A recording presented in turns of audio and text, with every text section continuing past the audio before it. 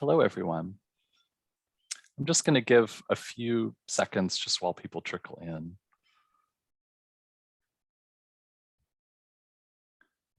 It's so nice to see so many people here today. This is great. So again, welcome. My name is Greg Stewart, and I'm the coordinator of adult public programs and a museum educator here at the Philadelphia Museum of Art.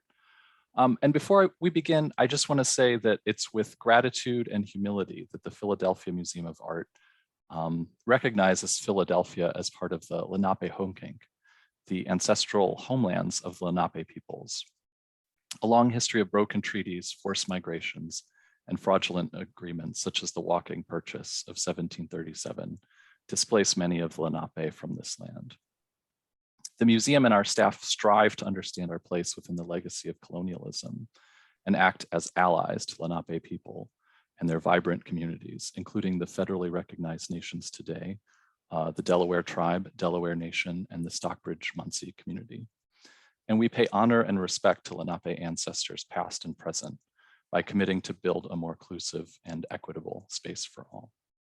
And for me, this land acknowledgement is especially impactful today as I consider the importance of place, if I may be so bold, Akinbode, in our speaker's work and in the conscious wandering through global cities that reveals these kind of layers of meaning and history that you'll see in his photographs today.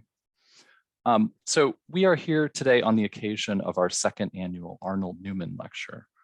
Arnold Newman was an incredible photographer in his own right, and his important contribution gives us a chance to hear from some of the most renowned photographers in the world who are really doing some of the most meaningful and relevant work today. And I think both of these categories, both global renown and relevance, I think certainly apply to our speaker this afternoon, Akinbode Akinbiyi. So we've exhibited his work back here in 2016 in an exhibition titled 3 Photographers, 6 Cities. And we have a number of works by him in our collection, but today we've really invited him to speak about a more recent project that addresses the impact of COVID-19 on the urban landscape, particularly in Germany where he currently resides, and also situating this project within the larger context of his work. And before I introduce Akinbode, I just wanted to go over the program with you, kind of the structure of it. So we will have a recorded introduction from our curator, Peter Barberi, and then we'll have Akinbode's presentation and then Q&A from you. And I'll read these questions out loud. You are in Zoom webinar and your cameras and microphones are turned off, but you can ask questions in the Q&A box as they come up for you. And questions you really like can be upvoted so they rise to the top. Closed captioning is available by clicking on the CC button in the Zoom toolbar. And this program is recorded and we'll send a recording to everyone who's registered today. And I also just wanted to send a huge thanks to the Newman family for their generous support of this lecture. And now, like I say, we wanted to show a recorded introduction from curator Peter Barberi, the Brodsky curator of photographs, who couldn't be here with us this afternoon, but will introduce us to Akinbiyi's work. And also we'll be adding Akinbode's bio to the chat if you'd like to follow along. So I'm gonna do that now, and then we'll play this video introduction. Hello, I am Peter Barberi, the Brodsky Curator of Photographs here at the Philadelphia Museum of Art. It is my great pleasure to welcome Akinbode Akinbiyi back to the museum virtually for what promises to be a thoughtful lecture about his art in the time of COVID-19. Akinbode has photographed in cities throughout the world since the 1970s. He describes himself as a conscious wanderer, and I think that is an excellent way to characterize his work. He operates slowly and sensitively, allowing the incidental details of a place or situation to inform his pictures. He often returns to cities multiple times over a period of years. This approach allows him to absorb the impact of current events, but also to discern much deeper qualities shared by different people and places. In addition to making his photographs, Akinbode is a respected and influential teacher. He has mentored many younger artists through workshops in Berlin, Bamako, and other locales. He frequently champions their work, and he has opened my eyes to several talented photographers. Akinbode's photography is an enormous achievement. I am grateful for his work and his friendship. I'm pleased that we are able to bring him here today to tell us about his most recent efforts. Thank you all for being here, and thank you, Bode, for sharing your work with us.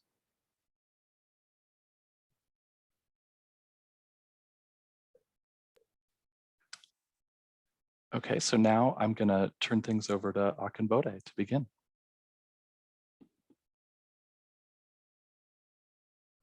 Welcome, everybody.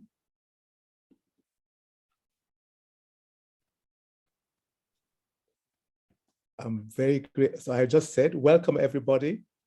I'm very grateful for this opportunity, and also very grateful to Peter Barbary and also to Greg Stewart for so kindly and actually very wonderfully introducing me.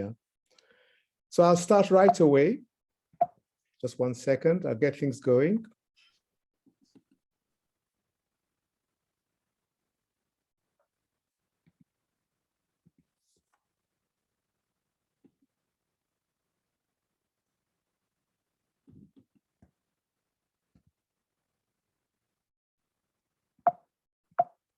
It's not moving through.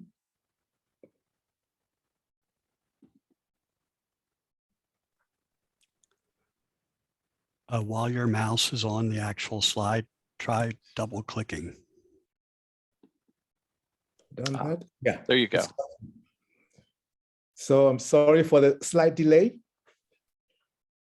I start off with images from Frankfurt, where I was privileged, wonderful privilege, last year, a short residency there through the Ray Triennial.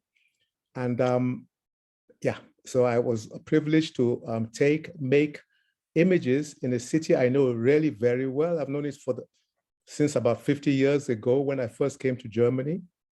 And so I've been going back all these years and different occasions. And so I went back last year for about 2-3 weeks to photograph the city.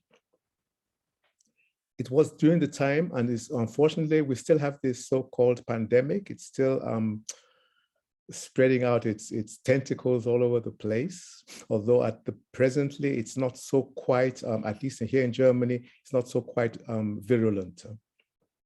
So on arrival by train from Berlin into the main station in Frankfurt, I made this image as part of my process of immediately photographing when I am wandering, especially at the very beginning, but also during the wanderings itself. I really liked what Peter said about me, that I'm a very conscious wanderer. I really emphasize that. Oh man, it's not moving forward. What's wrong with you, brother? Maybe if you try clicking on the screen again. Trying it.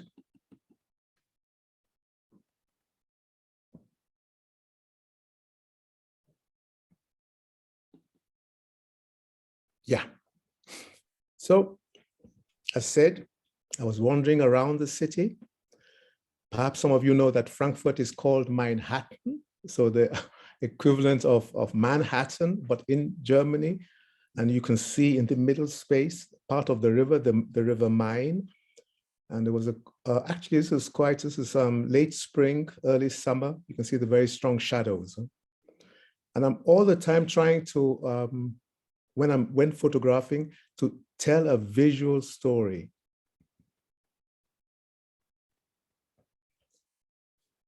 In wandering, I rely very much on happenstance, on what another word for happenstance is serendipity. So I'm always, my eyes are roaming, looking around, trying to understand, or some would say overstand the environment.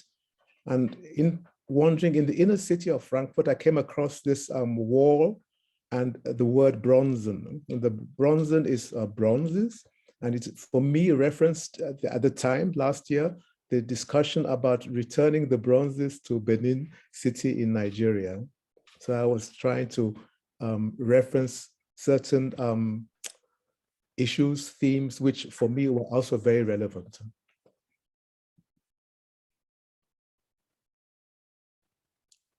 Getting in closer, and it's very difficult. I don't want to talk about all the images, just to give you a rough idea or a general idea of how I work.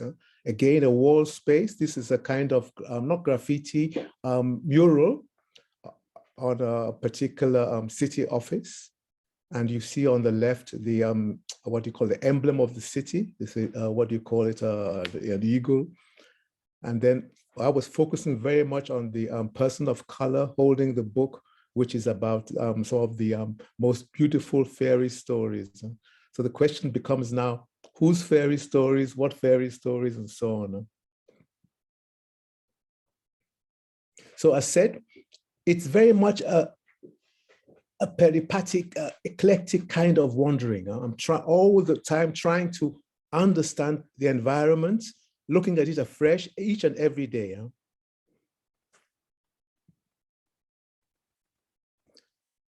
People looking on is, for me, a very important aspect. This particular image will be repeated in my presentation in another case, and I hope some of you will remember this. Two people looking on. This is the Bahnhof, this railway station in the south of Frankfurt, and they're just looking on and relaxing in the sun. It was quite a warm day.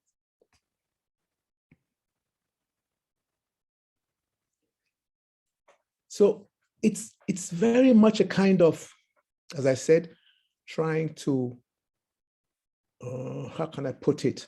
Trying to understand what is happening in my my wanderings. This particular image is near the cathedral in Frankfurt.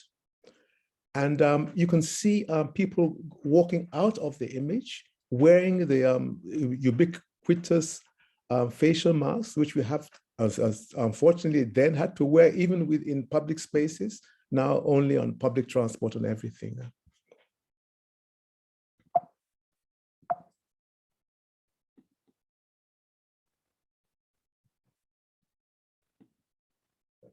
Keeps on jumping out, but it'll come back. Now I'm getting a bit closer to a particular theme of mine, and that is the what is a photograph? And what is a photograph trying to say, trying to do? A piece of paper, two-dimensional, but within the dimension of paper, the three-dimensionality of what has been taken, of the many different visual planes within the image. So here you see to the left at the bottom, a photographer trying to make an image with a large format camera. And then the tree is very important for me in this particular image. In my wandering around, I saw this before, went away, came back, and then it was, for me, at a particular moment, which I felt was right. Again, the question always becomes, what is right, what is wrong? And you might have noticed the first image on arrival in Frankfurt, I took a machine which you put in money to get out drinks and things to eat. And here is another machine. Some people call them street furniture.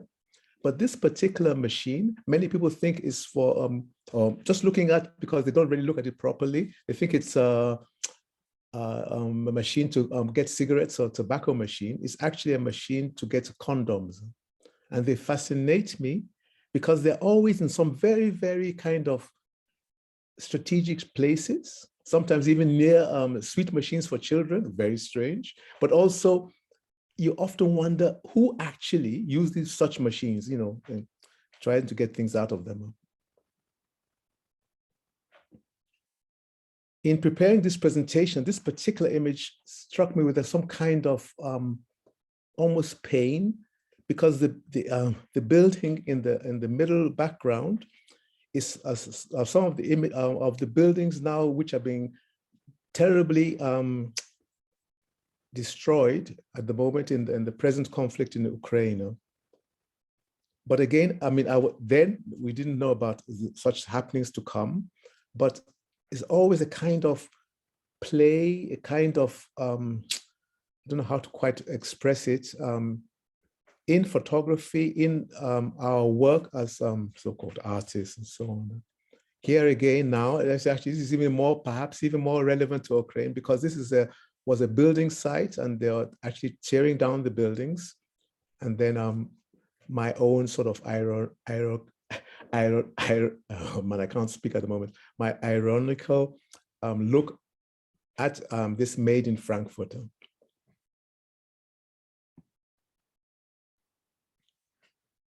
And I'm always, in my wanderings, working on particular themes. One is the use and misuse we have with chickens. I mean, it's one of them, I believe it's the most devoured, what do you call it, meat worldwide. And what we do to chickens and the way we treat them is really, it's really disgraceful. But it's also a kind of reference to how we treat each other. So this is my particular take again, and I've been working on this for years as well. We are now in Berlin, where I did these images last year. So now the images in Frankfurt were in 2021, and also these were also taken in 2021, but more towards the summer and the autumn. Also again for another exhibition, this time within Berlin. And it was about actually from the inner city moving to, towards the east to another neighborhood called Hohenschönhausen, pardon, Hellersdorf. So now, again, this was during the Corona times, the pandemic. And what I'm trying to look at all the time is actually what is happening in the city.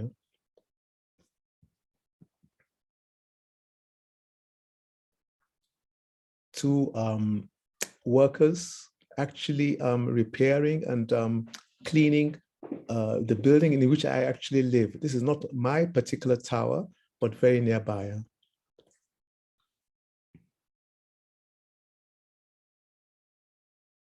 So this particular building and the one previous to this are buildings built in the early 50s in East Berlin then, and referencing what is called so a kind of architecture which Stalin propagated in Russia after the Second World War. Yeah, so they built these buildings, they tore down, they bombed old buildings and built this whole complex. Is about 2.567 kilometers long. I live in one of the apartments now. So I was focusing particularly on these buildings, and here you can see a particular aspect again. These were the first of these particular buildings built prior to the Stalin buildings, or what they call them Stalin buildings now. But I'm sorry about the noise in the background. Yeah, so this particular building was the one built prior to those more opulent buildings. And the then government in East Germany, a socialist government, didn't like them. So the 2-3 were built, they were stopped, and then these other buildings were built.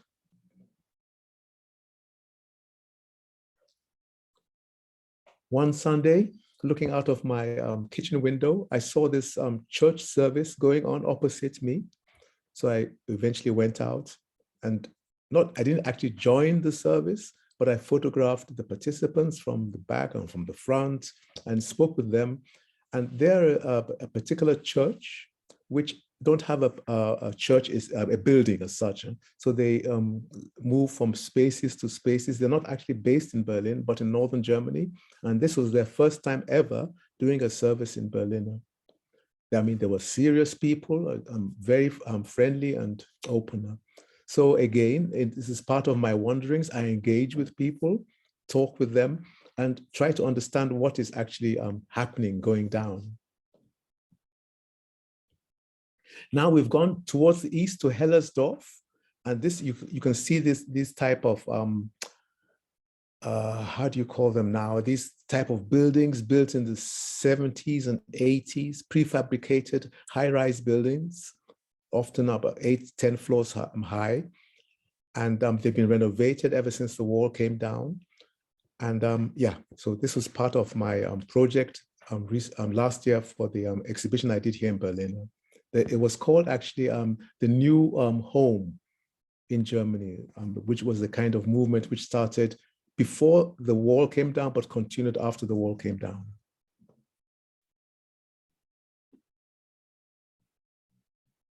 Again in Hellersdorf.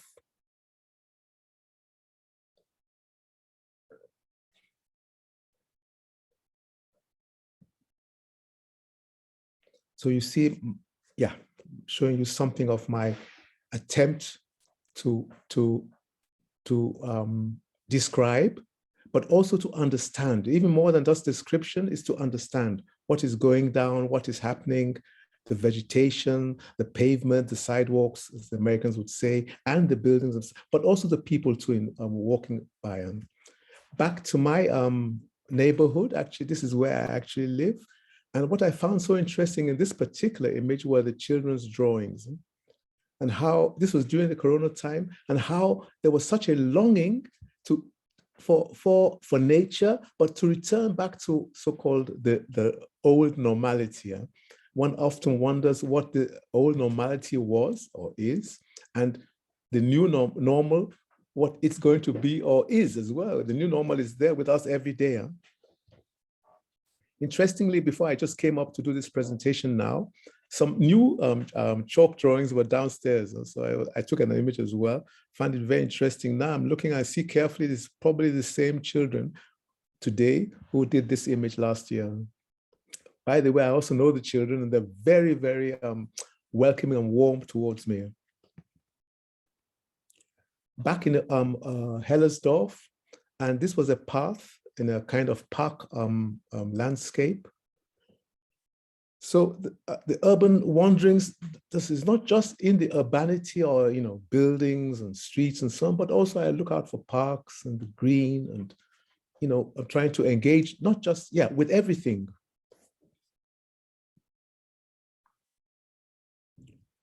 I don't think this is the final image, but this was an image I deliberately took, because also in that kind of park landscape and a small football playing space and the goal, but the tree behind the goal is growing into the goal. So almost as if it's also trying to make its own statement.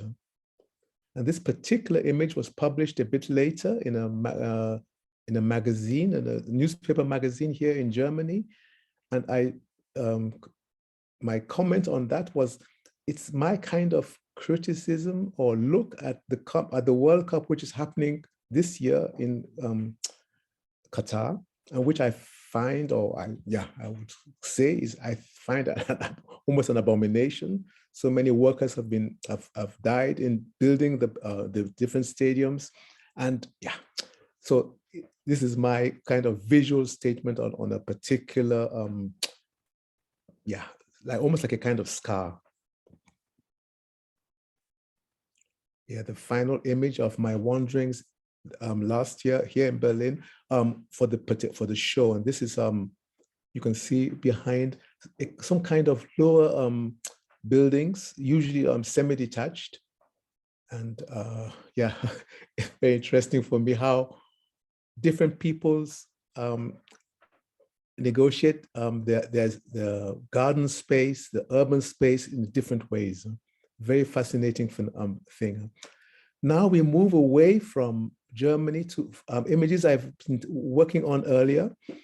And this one is an image of Bar Beach about 20 years ago in Lagos. That's on the Atlantic coast, a particular beach in Lagos. Then it's no longer in existence now, or it's still there, but it's more or less a building space. And some times of the year, especially in religious festivals, very, very crowded. So all the while in my wanderings, I'm working on particular themes. So whenever I'm in Lagos, I often go to beaches. Unfortunately, Bar Beach has since disappeared, but I work on particular themes: the sand, the people, the sea, the whole vibe of the moments of the space.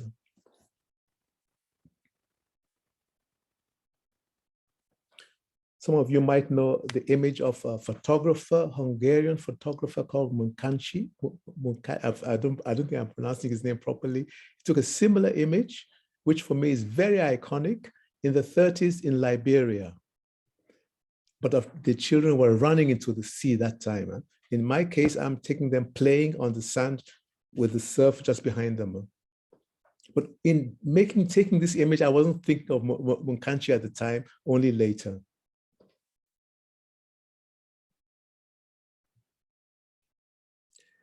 So again, maybe some of you might not know that there is a lot of religiosity associated with the beaches, especially in West Africa, but not only, also in Southern Africa as well, where different beliefs come to the seaside, the beaches, to practice their religion, their rituals. So this particular lady was walking up and down, praying, and I mean, very intently.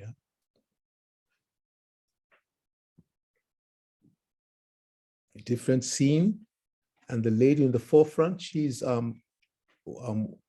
carrying things to sell, sweets and edible goods.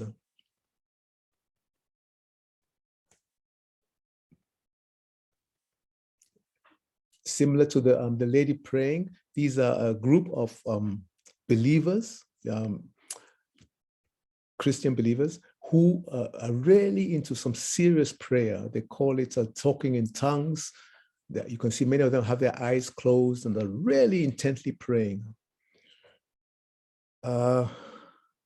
What drew me to this particular image was the boy in front with his polka dot dress or attire, but also the palm tree, the whole situation. In photographing, I try to see as much as possible within the frame, but obviously sometimes wonderful surprises come through afterwards in developing the films.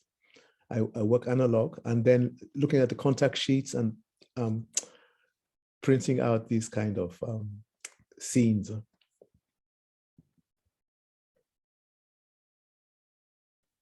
So I've been working on the sea series is called Sea Never Dry now for about 30, 40 years. And I'm really looking to making a monograph of this particular body of work. And not only, of course, in Nigeria, but in everywhere, actually, wherever I come towards the sea. So even here in Europe, of course, or in the States, in South America, but also Southern America, but primarily a lot in West Africa.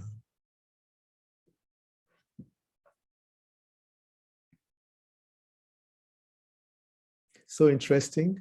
I showed these images 2 years ago here in Berlin on a retrospective kind of show at the Martin Gropius Bau. And in guided tours, I would ask people whether they understood what this image was. And many just saw them as 4 men moving out of the image to our right. But it's actually 2 blind men being led by 2 seeing men. And they walk up and down on the beach, begging. Sometimes they sing praises to get some money. And you can imagine up and down the whole day, it must be very, very tiring on their feet. So all these kind of things I try to see, try to understand, and yeah, as I said, try to make. This particular image I really like because of the T-shirt. The man is who is carrying a kind of cartonnage construct in his arms. But on his T-shirt, you can read the kind of different cities. And what also for me was very interesting is the man here. I hope you can all see my arrow. And he was a swimmer who used to go out and swim, and his arm, one of his arms was not fully developed. And people were sometimes, when they saw him far out to sea, they said he would never come back. Or maybe it was even a kind of mirage, that he wasn't a real person. But he came back, and then people were so astounded. And then he would explain to them that once you know how to swim and you understand the sea, you can move through. And this is very much also my way of working as well. I try to understand my environment and understand the threads, the vibes, and then move through as gently as possible.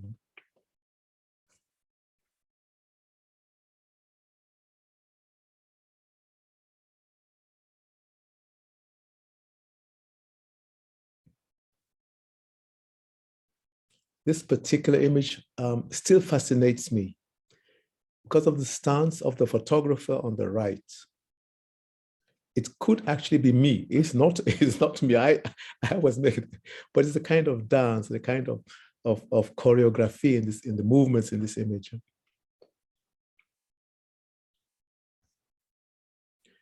This is again at Bar Beach in Lagos, about 15, 20 years ago.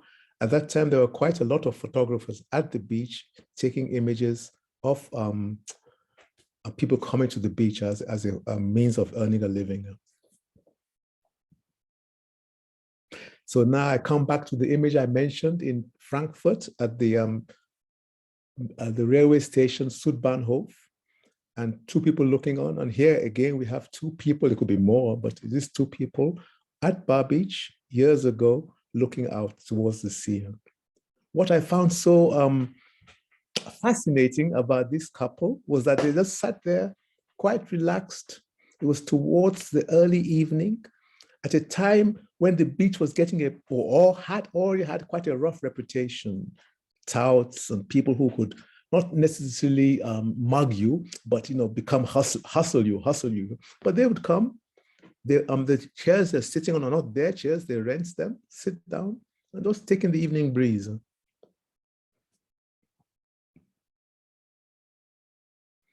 Wonderful, because so many people come to the beach, come to the seaside all over, actually all over Africa, and sometimes even their first time or one of the few times they actually come to the sea. Most Africans actually live on the mainland, inside, out, far away from the sea. So they're fascinated by the waves and by the sea. And then, of course, all kinds of stories are told, and people try to explain and all this kind of thing. So I often stand with them and actually try to listen in and understand what is happening. I think I also want to stress this, part of my wanderings is very much, of course, using my eyes, but very much using my ears as well. In fact, in listening, you begin to understand and see your environment even more. The final set of images are now of Lagos. It's not actually my home city, not where I was born, but where I grew up. And the city which I actually, I really like it. But at the same time, it's a very, very tough city, especially today where it's over 20 million inhabitants and can be at times very, very demanding to get through daily. As in this case, actually, because this is a young girl selling things and carrying things, to the market or from the market. And I was fortunate to be at this particular moment. Again, this thing of happenstance, serendipity, and making this image. This, in the middle ground, you see an arm of the Atlantic Ocean, and in the distance, Apapa, the port of Lagos.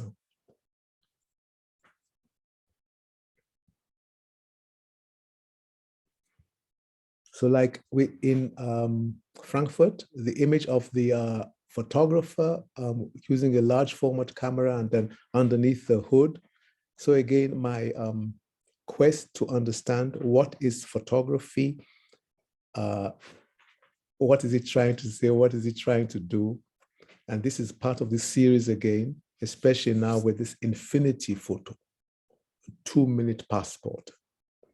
So this is actually the advertising board of a photographer nearby, and his graphic design, so his graphic statement. What for me, one of the reasons I took this image was because of the construction in the background, which looks almost like a stand for a presentation or for a camera, for a big kind of camera.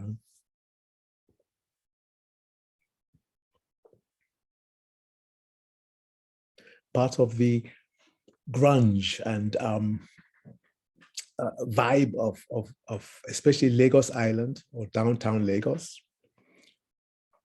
An image made, I think this was 2004, 2005. And on the left here in the upper left is a building which has since been pulled down, an example of an old Brazilian building.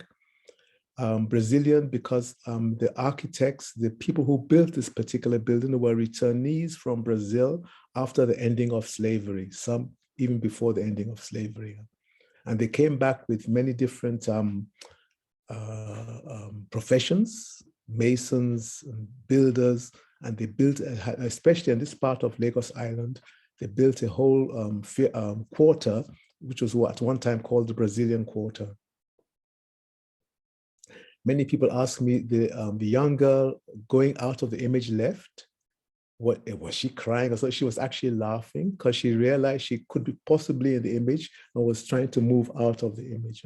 So it's just a momentary expression on her face.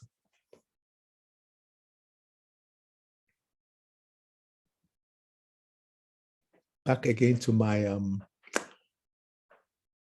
my questioning of what is a photograph? What does it do? What is it trying to say? What are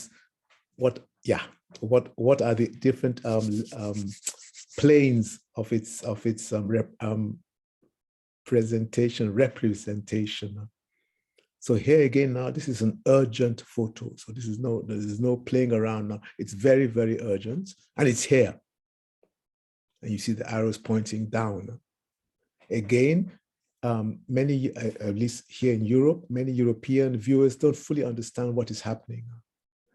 If very few get it, and that is, again, this is the place where a photographer is somewhere nearby, is taking digital portraits, passport photos, because this particular part of Lagos, Victoria Island, are where many embassies are, and where you go to get a visa usually, or very passport, but a visa.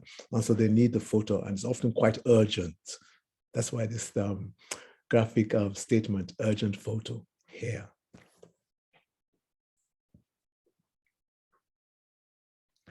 Part of the frustration and kind of, almost a kind of aggression at times within Lagos. And these women were actually quarreling with a bus conductor, possibly because they hadn't got their small change back or something like this. I happened to come across them and made this image, so to speak, from the hip. But it does say something very much about Lagos.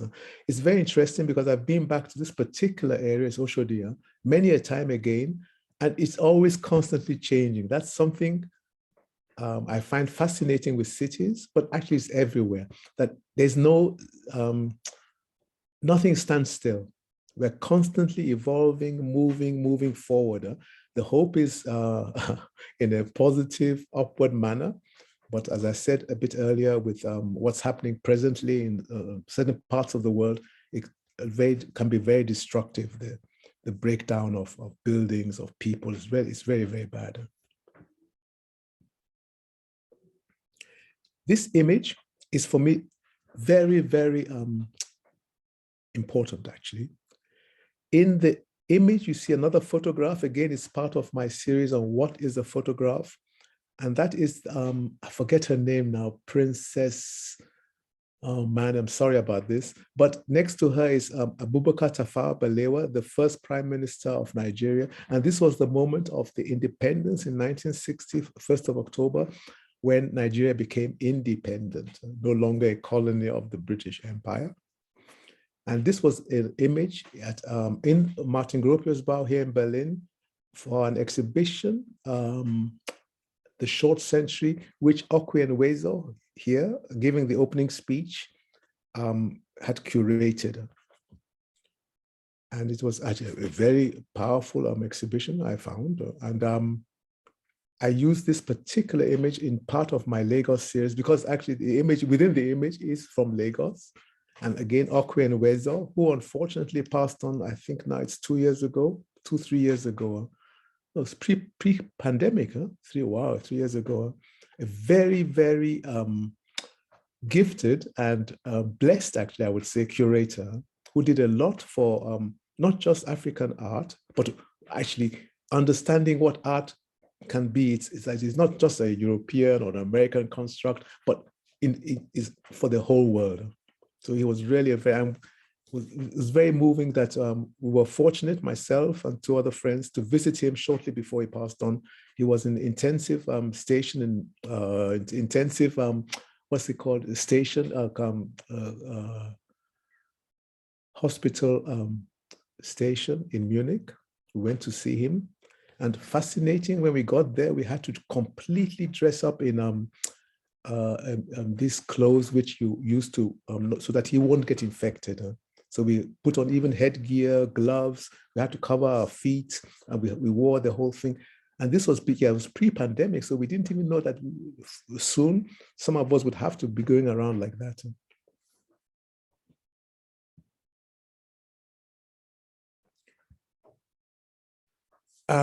I've often walked past this particular church. It's the Catholic Cathedral in Lagos.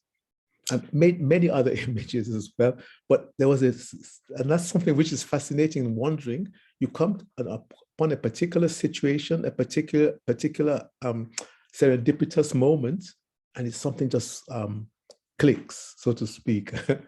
And in this particular case, what I love about this image is that the cathedral seems to be moving like a ship in the urban, on the urban sea, or in the urban, and it's so fascinating.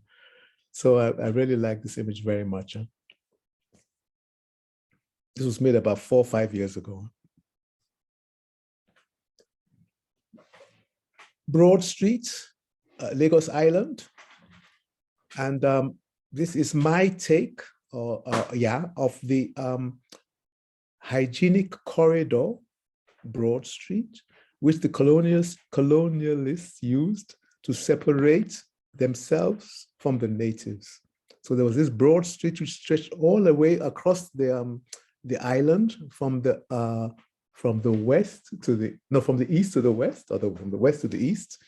And it was supposed to be a hygienic corridor whereby then towards the sea, the Europeans lived and worked. And on the other side, towards the lagoon, were the natives, us. I mean, it's now become a really important avenue, road within on the island.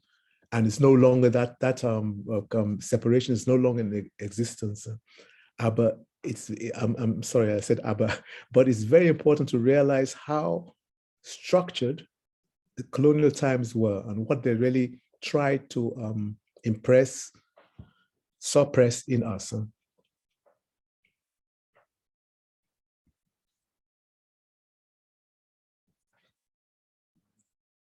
Another image from Lagos Island. I included this in particular in remembrance of a very close friend of mine, Yinka Duatia, who lived in this house from which I'm looking out, and who recently passed on.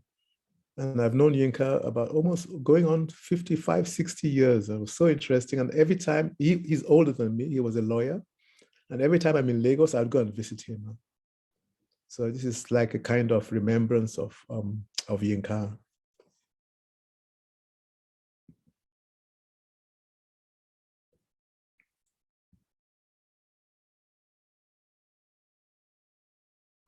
I wish I could hear your voices or what you are all thinking. For me, it's a bit of an anachronism or a kind of strange phenomena. Why do we have white-skinned mannequins in our black environment? Fascinating also, especially if you could see this image big time, is the man to the left. His hand here, his left hand, has a similar kind of pose as the mannequin next to him. I did not see that in making the image. I only saw it later. But for me, this is a kind of serendipitous happenings, which I find so very fascinating. Downtown on Lagos Island.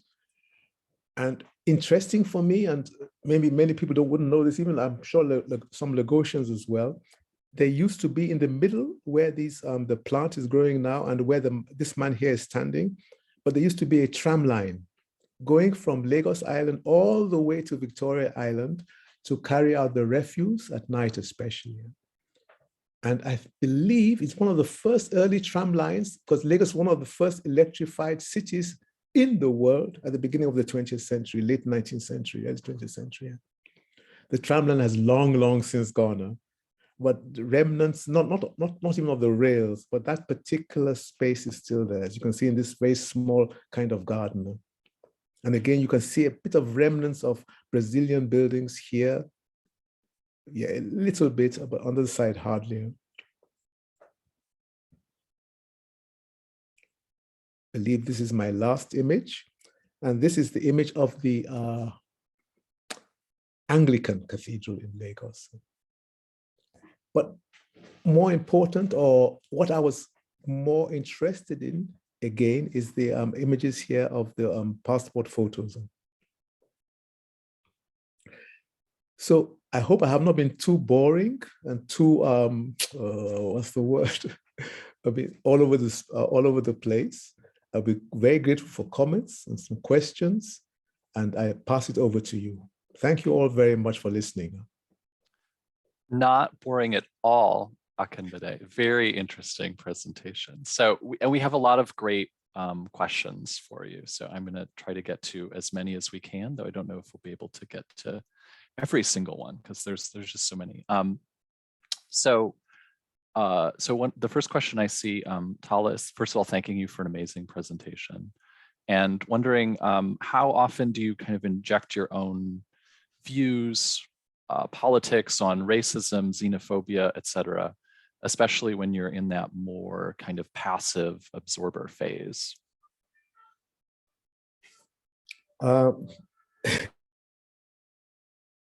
Okay, a very interesting question. I try to be as non-judgmental and as open as possible, but I am fully aware, or try to be as fully aware as possible, of my own inhibitions, prejudices, and way of thinking, way of being. It's a constant juggling act, I call it more of like a dance, and a kind of give and take. So I always say I can photograph or engage with almost anything, everything, but I do know I do have my limits. I don't like violence. If I see somebody beating up somebody else, I'll rather get involved and make a photograph. Of course, sometimes you just can't even get involved because the fight is just so crazy. And then other things, sometimes like here in Europe, for example, I meet up with people who are, let's say, somebody mentioned, in the question was xenophobic or racist. Huh? This happened a bit last year as well. I just walk past them. I mean, I'm very careful. I don't want it to hit me or hit out. It's hardly ever happened, verbally sometimes. Yeah, I don't shout back. Huh? I just move on as quietly and as gently as possible. Huh? But I am very aware of these things and I try to push it away. And I would say 95% of the time, I would say I'm successful. It doesn't actually come towards me. I hope that's a good enough answer. Yeah, thank you. We have another comment here. First of all, who Ify, if I'm pronouncing that right, is saying beautiful photography. And what draws you in particular in taking black and white photography? Yeah, I wanted to talk about this a little bit. Black and white are my colors, so to speak. Black and white photography is very graphic. It's how actually photography started in black and white. And I have done, I still do make images in color, but much prefer black and white. It's not so much I'm denying the colors, it's more I'm trying to get to the very essence of the visuals. But I mean, there are many, many ways of doing this. And there's some, I mean, I would say, yeah, it's a very interesting question, because apparently some animals only see almost in black and white. And I mean, I dream in color. I see the world in color, but my images are in black and white. Mm-hmm. I think kind of following up on that, we have a lot of questions in various ways about the equipment you use and sort of also why this kind of square format photography in particular. And related to that is a question about, I think, if you only use natural light. So I'm trying to combine a bunch of questions here. I think just generally, if you can tell people a little bit about your process and your equipment. Mm-hmm. I'll start with the last. Natural light is one of my favorite lights, so to speak. I hardly ever use a flash. The square format is because the camera is, this is a medium format. Square format is the twin lens reflex, the Rolleiflex. I started off with 35mm in the 70s, seriously. But then I found the contact sheets too difficult to read without using a micro, what do you call it? What do you call this? I forget the word now. A loop to look at the individual images on the contact sheet. So I moved up to medium format, but not first with the square format, because I was told it's a very difficult format to work with. Eventually, I found it is not at all difficult. It has something of the circle in it, not quite, and you can really become very dynamic with the square format. So that it's been very much my format for about 30, 40 years now. On top of that as well, I always say we shouldn't fetishize the camera equipment. It's much more what you see with your heart, with your intuition. And the camera then should become so like it's just like a tool, like with your biro or now with your mobile phone. Just use it, which is what I try to do. So that's, I hope that's a good enough answer. Anything I've missed out, Greg? Yeah, I think that hits on that, and thank you. I was kind of smushing a couple things together. So another question here is coming from Pamela. Who is first of all reflecting on your very thoughtful reflection, if I can use that word again, on years of work, and asking, signage and street graphics seem to be a dominant element in your work. Can you speak more about this? I love what Pamela has said. Thank you, Pamela. It is very, very, very important for me. And I'm always reminded of the biblical phrase. I think it's the writing on the wall. It's a kind of sign, a warning, premonition of things to come. There's a photographer I really, really admire, Aaron Siskind, who actually even went deeper and deeper into signage, going really up close. Of late, I'm beginning to do that, but signage for me is very, very important. And I really have worked on it very, very seriously. And also graffiti, all kinds of stuff. So that for me is very important, but it's also very much part of our cities. And some cities are very, very clean. There's very little written on the walls, but many cities nowadays, there's all kinds of writing or posters or things on the walls, which I find fascinating and try to focus on, and again, make images. I'm seeing another question in the chat here. You've been photographing cities in general. African megacities have always been your playground. Are there places you connect more to than others, other than Nigeria? And how do you visually and critically find your standpoint? places I connect to. One city which, I mean, just literally almost blew me away is Sao Paulo, it's Brazil. It's so dynamic. The street writing on the walls, amazing. And then there's so many conflictual things happening, homelessness, and then a kind of wealth in your face. It's just so fascinating. So Sao Paulo really got through to me. But then I've been to other cities. Chicago gets to me as well. And the more, the longer I'm here on earth, every single city gets to me. Even the small cities, small towns as well. Huh? So Frankfurt, I've been going to Frankfurt now for over 50 years. I like it. Berlin, of course, this is my city of choice where I live, but so many other cities as well. So it's an ongoing, in fact, I do differentiate between the cities, but I love to wander and love to go around that corner. What's happening around the corner? That's one of my mantras. And then you see another vista, your happenstance, all kinds of stuff. And each city, each location has its own personality. I'm very much into that. Or what is this personality? And I also, many a time, the cities are trying to say something, trying to do something. I try to understand that as well. And this is maybe a different direction from some of these other questions, but I love it. This is from Kim, who asks, within your images and observations, geometry emerges, patterns and rhythms. Do you focus on this element? I do. And a fascinating aspect is design. And I've understood over the years of wandering how much certain peoples especially are very into design, but they eventually, actually all peoples, I mean, not everybody within a particular nation or group of peoples, but certain designers.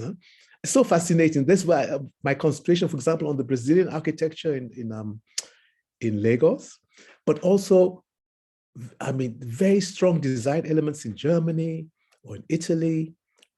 Fascinating for me is in Holland, in Belgium as well. So many different places. And then if you go to Chicago, you see other kind of designs. Possibly many of you, especially the Americans, would know that high rises started in Chicago. Huh? So skyscrapers. Huh? That's another form of design again. So all these things are really, for me, very, very fascinating. So I always say to younger colleagues, do research any way you like, huh? And go deeper and deeper as possible into it. Huh?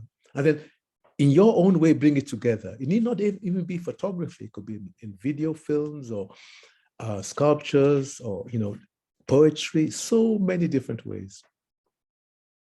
Well, actually, I really love that. And I was going to ask you, this is kind of a follow-up for me, I'm going to ask, is I think, and Peter mentioned this in his intro, and I think we've talked about this a little bit, but I'm wondering about, since teaching is such a big part of your work, do you have any more advice for younger photographers, people just starting in this field? I'm constantly thinking about this. And one thing I think is to be really honest with yourself. So important. And then also to be dedicated and be as open as possible. So there's so many things out there, and don't limit yourself. And of late, but this is happening even, I'm sure Mohammed is listening. I hope he is. Is a very close friend from Sudan, but a young close friend. Sometimes you want to be a musician, you also want to do performance, you want to be a sculptor, you want to play football. You can do all these things, but eventually you have to concentrate on one or two things. Dedication, being honest with yourself. And another thing I think is so important is also, it is very playful, can be very wonderful, but you have to be sincere. Yeah, sincerity, very, very important. Again, I can't tell you how.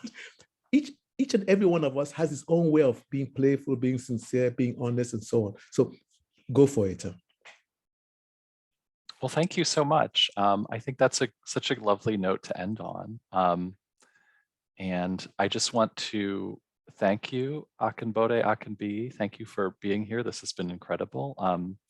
Thank you to Steve Keever for all of the behind the scenes support that he has provided. I'm just going to stop sharing my screen here. Thank you to our captioner, Christina. Thank you to Peter Barberi for his thoughtful introduction. And thank you to the Newman family for, again, for their support of today's program. And I also wanted to thank all of you for coming today. Just by being here, you are supporting the museum.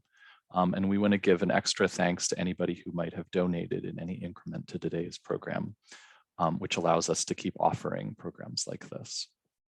And also thanks to our members who also support us. I just want to say, if you want to follow Akinbode's upcoming work, he'll be participating in the Hamburg Triennial of Photography. And he's also one of the curators and organizing of the upcoming Bamako Biennial of Photography scheduled for this fall. So look for that. Our next talk will be on Earth Day, actually, April 22nd at noon. And it will be the annual Roz M. Perry Memorial Lecture with Elizabeth Milroy, who'll be talking about Philadelphia's green spaces and thinking about our own relationship to the natural world. You'll also see a survey pop up when you close this window, and we would be so grateful if you could fill that out by March 8th. And thank you again. It's been such a lovely afternoon to spend with you, and I'm so grateful. Thank you, Greg. Bye, everyone.